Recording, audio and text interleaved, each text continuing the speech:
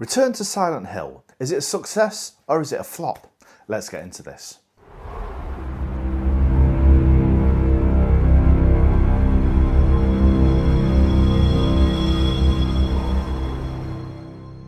Hey everyone, what's happening? Welcome down to another video right here on My Final Cut. And today, yes, I'm going to be sitting down and sharing my first reactions and honest thoughts after watching Return to Silent Hill last night at the cinema. But before we do get into this, if you do going to enjoy this video, make sure that you do hit that subscribe button and turn on notifications to avoid missing out on all future uploads here on the channel. And if you enjoy this one in particular, smash that like button to let me know as well. It'd be really appreciated. Right. Let's get into this. Return to Silent Hill is the first Silent Hill movie to come out in 13 years, and is in fact 20 years since the first one came out in 2006. Now, this film is a screen-to adaptation of the popular video game Silent Hill 2, which in itself is very, very different to the first game, and indeed very different to the original film. Now, this one is actually made and produced by the original guys, Samuel Hadida, Christoph Gangs and all the rest of it. So the original team are actually behind this one. And I've got to say, after watching it last night, it's a very, very different film to the original one that did come out. And indeed, it's a very different story as well.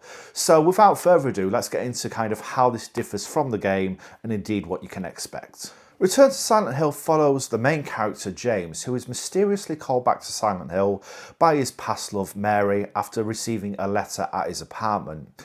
Now, James basically heads back to Silent Hill after being told that the entire town is very different and something serious has happened. And ultimately, you are literally thrust pretty much straight away upon his return into the world that we all know of Silent Hill. But this is a little bit different because things don't feel quite as sinister or quite as kind of atmospheric as they did in the first film. Now, this is how it kind of differs majorly from the first outing that we actually did see, because of course with Alessa and all that kind of sort of backstory, you know, the town itself was very eerie, it was very atmospheric, very foggy, and ultimately, you know, there was a lot more kind of tension built up. Well, this one really relies more on the horror element and indeed makes the town look far more hellish than it actually did in the first film. And this is achieved through the use of far more amounts of kind of monsters and stuff like that. There's more nurses, there's more kind of armless creatures, pyramid heads in it. He's not in it as much as I would have liked to have seen, but ultimately he is in it as well. And along the way, you also kind of see other different kind of weird creatures and things like that as well. Now, what this film actually does is it follows the format of the game, and indeed it follows kind of almost like the camera angles from the game as well in terms of how it's presented on screen. So ultimately it really does kind of feel like you're watching a bit of a kind of gameplay film, if you will. But in terms of how it actually follows Silent Hill 2, I mean, it follows the same story and it kind of utilises a lot of the same scenes, a lot of the same locations. The main characters are in there, so the likes of Laura and indeed kind of, you know, all the other ones that kind of come with that game, they're all in there. There's a lot of the scenes, particularly in the apartment block where you kind of come across Pinhead behind the kind of bars, that's in there. And ultimately there's the scenes in the hotel and stuff like that, as well as obviously the ones in the hospital. But this is a very different take on Silent Hill. Now, in terms of the story, it's very, very kind of hard to sort of get your head around, because what really happens throughout is there's kind of a mixture between sort of present moment where he's actually experiencing his time in Silent Hill and a lot of the flashbacks that are kind of set in the kind of context of what's going on, the story between him, obviously the links that he has with Mary and the reason he's actually gone back. And what a lot of people that play the games have said is that actually this film answers a lot of questions. Now, I have played some of the game up till the point of kind of just after the hospital. I've kind of got out of there and got to a certain point after that. I've not played the whole game. I got a bit stuck, I'm going to be honest. But from what I've seen, it does seem to follow on quite heavily, or indeed kind of follow the narrative of the game. So it's quite interesting to see that brought to life on screen. But there's also a lot of people as well that are saying this doesn't really kind of follow the game and it's not quite as faithful as a lot of people are making out. I've got to say, you know, from what I've seen, it does look like there's a lot of the game in there. But there's also a lot of scenes missing from the game in the film too. And some of those scenes had a bit more context and a bit more kind of information to it. The ultimate thing, though, is that all the characters are, from what I can tell, the same. James is obviously the main kind of antagonist in the game. He's there in the film. Jeremy Irvine, a great actor, he's played a lot of different roles over the years. The one I remember him most for is probably his time in Woman in Black, The Angel of Death, as, sort of the military captain there. You've also got a few other kind of names in there, but those that are actually in it, I've got to say, are very talented. And funnily enough, the person that plays Laura, I think it's Evie Templeton. She actually played Laura in the game as well, or kind of the refurb of Silent Hill recently. And it was only actually when the director cast Evie Templeton in that role that she then actually revealed she'd already played that character in the video game too. That was due to an NDA. And I've got to say, really, you just feel like that girl was born to play that role, literally. Ultimately, though, digressing a little bit, Return to Silent Hill is a very, very good outing for the Silent Hill movie franchise. It's just very different from the other films. It's definitely better than Revelation, without any shadow of a doubt. Revelation, of course, carried on the story of Alessa, which I think was roughly kind of based around sort of Silent Hill 3, I think. I'm not 100%, but I think that's the game it was based on. And obviously that kind of carried on that narrative with Sean Bean and all the rest of it in that as well. But this one kind of takes it back to where it should have been, realistically, in terms of, the chronological order these films would have come out. And it's good to see kind of the world of Silent Hill 2 brought to life on screen in the way that it has. I just feel that it needed more atmosphere. I feel that it needed a bit more cohesion with the story. And ultimately, there's still a lot of room for improvement in there.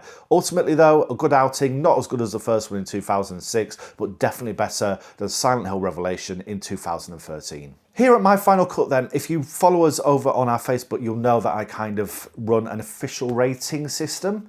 And so far, nothing has ever been a 10. I mean, it's going to be very rare if it is. I'm going to be honest, the best you're probably going to get is a 9, 9.5. But for me personally, and I've a lot of time to kind of sit back and think about this, I've kind of thought about it overnight as well. I asked my wife kind of her reactions and obviously where she'd rate this. And ultimately, we've given it a 7 out of 10. Now, what the film actually offers, I think that's a really good rating personally. It's a lot better than a lot of people are making out. I'm not going to lie. I really enjoyed it. I'm a huge fan of Silent Hill. It's a good film. The atmospheric is there, but it's just not there as much as it needed to be. There's a lot more monsters in it, which of course, you only got kind of snippets of in the 2006 one. All the locations are there from the second game, near enough. There's a few that are missing, at least off the back of my sort of thing. So the prison is obviously missing, and I think the motel and stuff like that. None of that's actually in it, but there's a lot of other main kind of staple locations that are in the game that are actually in the film. And overall, the kind of directional style leaves a lot to be desired. There's a lot of jumping backwards and forwards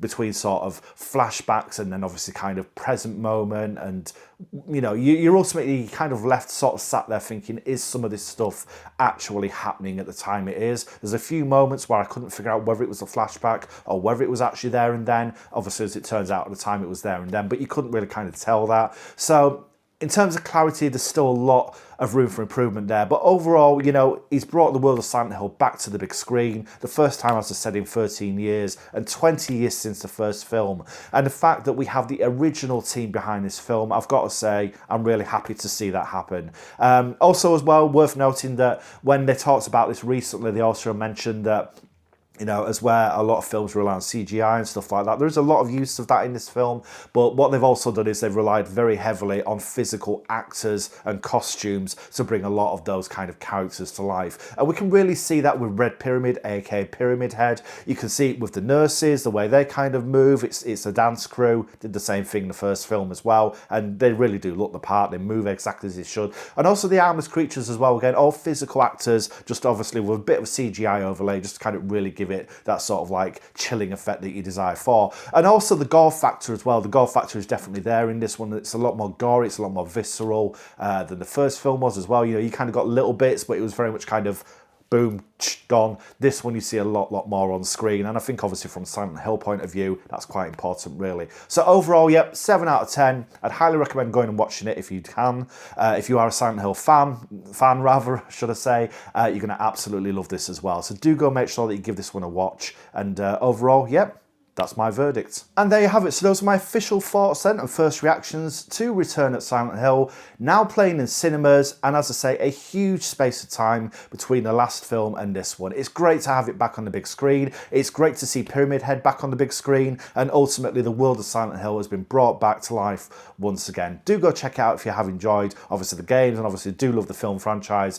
And if you do, let me know what you think of it in the comments below. Let me know your first reactions and your thoughts on it, and ultimately what you think of it and how you would rate it. Do let me know. But if you've enjoyed this video and you want to see more videos like this here on the channel, make sure that you do hit that subscribe button and turn on notifications. And if you enjoyed this video in particular, I would love it if you could smash that like button to let me know. But for now, my name's Joe, this is my final cut, and I'll see you on the next video. Take care. Bye bye.